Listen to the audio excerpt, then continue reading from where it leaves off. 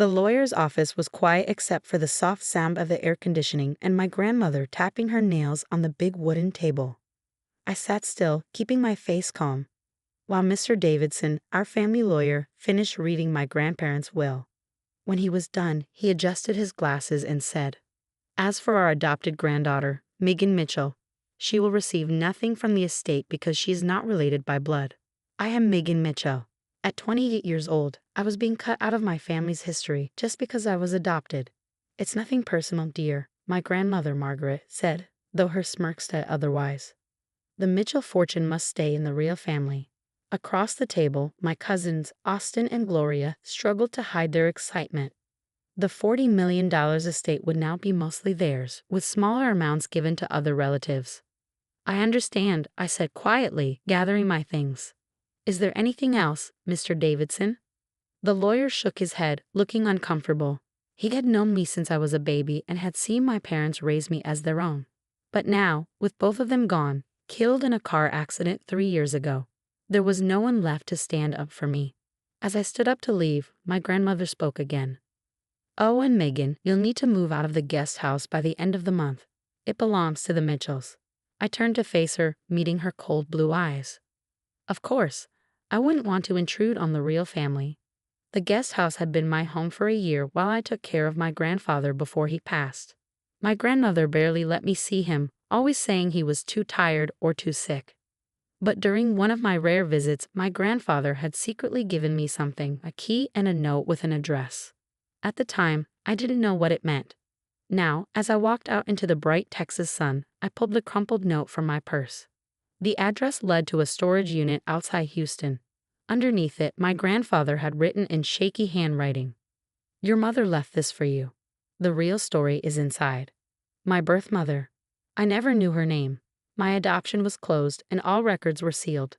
My parents had only told me that she was young and wanted me to have a better life. I drove to the storage facility, my grandmother's words ringing in my head, "Not really part of this family." The place was old, nothing like the modern storage units in Houston. An elderly man sat behind the counter, reading a worn-out book. "Can I help you?" he asked. I showed him the key and address. "I'm looking for this unit. It was rented about 28 years ago." He adjusted his glasses and looked at the key. "Ah, Unit 247. Pay for 30 years in advance. You must be the daughter." My heart skipped a beat. "You remember?" He nodded. "Hard to forget. Young woman, about 20 years old, paid in cash. Said one day her daughter would come with the key. That must be you." "Yes," I whispered. "That's me." Unit 247 was at the back of the facility. My key fit perfectly, and the lock turned easily even after all these years. Inside, everything was neatly packed. Boxes lined the walls, each labeled in careful handwriting. I opened the first box. It was full of papers, letters, documents, photographs. On top was an old envelope with my name on it. "My dearest Megan, if you're reading this, you found your way here. My name is Catherine Edwards, and I am your birth mother. But that's not the whole story. There's something you need to know about yourself and the Mitchell family." My hands trembled as I read on. Catherine Edwards had worked for Mitchell Industries in the early 1990s. She was smart, ambitious, and caught the attention of the CEO, my grandfather, Robert Mitchell. "The affair lasted 6 months," she wrote. "I was young and believed him when he said he'd leave his wife. When I got pregnant, everything changed. He saw me as a threat. He offered me money to go away, to have an abortion. When I refused, the threats began." The next box held proof, letters, recordings, bank statements. My grandfather had set up an entire plan. Catherine would give up her baby for adoption, tell no one who the father was, and disappear in exchange for money. I stared at the evidence, my whole life suddenly making sense. I hadn't been left out of the will just because I was adopted. I had been erased because I was a Mitchell by blood. The baby, me, was meant to be adopted by Robert Mitchell's son and his wife, who couldn't have children. "Your parents, John and Mary Mitchell, never knew the truth," Catherine wrote in her letter. "They were good people who wanted a child more than anything. Robert made sure everything looked like a normal adoption. They gave you the love and life I couldn't." But Catherine hadn't disappeared. For 28 years, she had been collecting proof, Not just about my real father, but about the Mitchell family's darkest secrets. Corporate fraud, tax evasion, years of hidden crimes that built their fortune. I regret my part in all of this, she admitted. I was young and scared, and I let them control me. But I never stopped watching. I never stopped gathering evidence. Everything you need to prove who you are and what they've done is in these boxes. I sat for hours reading paper after paper. The truth was shocking. I wasn't just an adopted outsider. I was Robert Mitchell's granddaughter, more connected to the family than my cousins, Austin and Gloria. Some documents even suggested they might not be Mitchells at all. My phone buzzed. A text from my grandmother. Don't forget, end of the month. The guest house needs to be cleared out. I stared at the message, then back at the stacks of evidence. My grandfather's last gift wasn't just a key. It was the truth, and with it, the power to take back my place in the family. The question was, what would I do with it? For the next week, I sorted through every box. Catherine had been careful and incredibly smart. But the biggest shock came when I found a hidden compartment at the back of the storage unit. Behind a false panel, there was a laptop and stacks of hard drives, all labeled with dates. Catherine hadn't just collected evidence. She had continued tracking the family for years, using secret contacts and surveillance. My phone buzzed again, another text from my grandmother. The movers will be at the guest house tomorrow at 9 a.m. Be ready. I looked around my small living room, already packed up in boxes. For 3 years, I had lost everything. My parents, my place in the family, and now my home. But this time, I didn't feel helpless. For the first time, I had power. That night, I called the only person I could trust, Michael Chin, my father's old friend and the former CFO of Mitchell Industries. He had quit after my parents died, saying he couldn't be part of the company's corruption anymore. No one had believed him. Megan, he answered, his voice kind but worried. Are you okay? I heard about the will. I need your help, Uncle Mike. I said, using the name I had called him since childhood. Can we meet somewhere private? An hour later, I arrived at his house. His wife, Natalie, saw my face and didn't ask any questions. She just nodded and went to make tea. I spread the most important documents on Michael's dining table. As he read through them, his eyes widened. My God, he whispered. I knew they were hiding something, but this, he looked up at me. Do you understand what you have here? I nodded. Enough to destroy them. But I need your help to make sure it's solid before I take action. He picked up one of the hard drives. These financial records, they prove what I suspected when I quit. They've been stealing from the company's pension fund. If this falls apart, thousands of employees could lose everything. That's why we need to expose it now, I said. Before it's too late. Over the next few days, Michael helped me sort through the evidence. He brought in a forensic accountant and a lawyer who specialized in corporate fraud. Everything had to be airtight, because the Mitchells wouldn't go down without a fight. At the same time, I moved out of the guest house. My grandmother sent an email to the whole family, proudly announcing that the adopted outsider was finally gone. She had no idea that I was spending my days meeting with federal investigators, SEC officials, and reporters, carefully preparing to expose everything. The files on Catherine's laptop revealed a tangled web of fake companies, hidden accounts, and illegal transactions. My grandparents weren't just protecting the Mitchell name. They were protecting a fortune built on lies and theft. One afternoon, as I was reviewing documents with Michael, my cousin Austin showed up at his house unexpectedly. Well, he smirked. Already planning your revenge, Megan? How pathetic. I calmly gathered the papers and put them in my bag. What do you want, Austin? Grandmother sent me with a message. Back off. Whatever you think you're doing, you won't win. I stood up, meeting his gaze. And what exactly am I doing, Austin? His smirk faded for just a second. We know you've been asking questions, meeting people. It stops now. Or what? I stepped closer. You'll cut me out of the will. Take my home. Oh wait, you already did that. For the first time, I saw doubt in his eyes. He wasn't used to this version of me, the one who didn't back down. Just remember who you're dealing with, he said, trying to sound threatening. The Mitchells know how to handle problems. After he left, Michael turned to me. They're getting nervous. We need to move faster. That evening, I got an encrypted email from one of Catherine's old contacts at Mitchell Industries. The company was about to announce massive layoffs to cover up the missing pension funds before anyone noticed. I made one last visit to the storage unit, gathering the final pieces of evidence.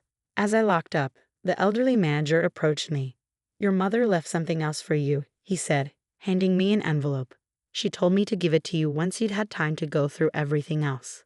Inside was a single photograph. Catherine holding me as a newborn, tears on her face. On the back she had written, "Remember who you are. You're stronger than all of them." The day of reckoning arrived on a bright Monday morning.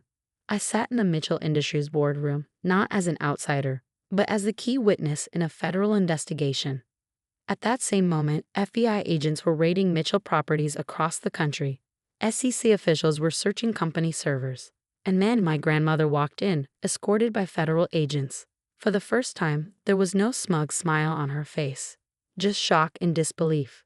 She looked at me sitting next to the lead investigator, and for the first time in my life, I saw fear in her eyes. "What is the meaning of this?" my grandmother demanded, her voice shaking. "Megan, what have you done?" "Please take a seat, Mrs. Mitchell," the FBI agent said firmly. "We have questions about Mitchell Industries' financial activities." Austin and Gloria were brought in next, along with other family members and executives. One by one, they entered the room, their shock growing as they saw me sitting there. Their lawyer, already sweating, flipped through the thick file of evidence. Before the questioning started, I stood up. "There's something you all need to know." I pulled out the DNA test results we had run using samples from Catherine's storage unit. It turns out I am a Mitchell by blood. Grandfather made sure of that when he arranged my adoption, to cover up his affair with Catherine Edwards. The room exploded in chaos. My grandmother went pale as the truth sank in. Austin jumped up, shouting that it was all a lie, but the proof was undeniable. "That's impossible," my grandmother whispered. "Robert would never." "He did," I said calmly, "and then he spent the rest of his life watching you steal from the company he built. That's why he left me the key to Catherine's storage unit. He wanted me to expose the truth."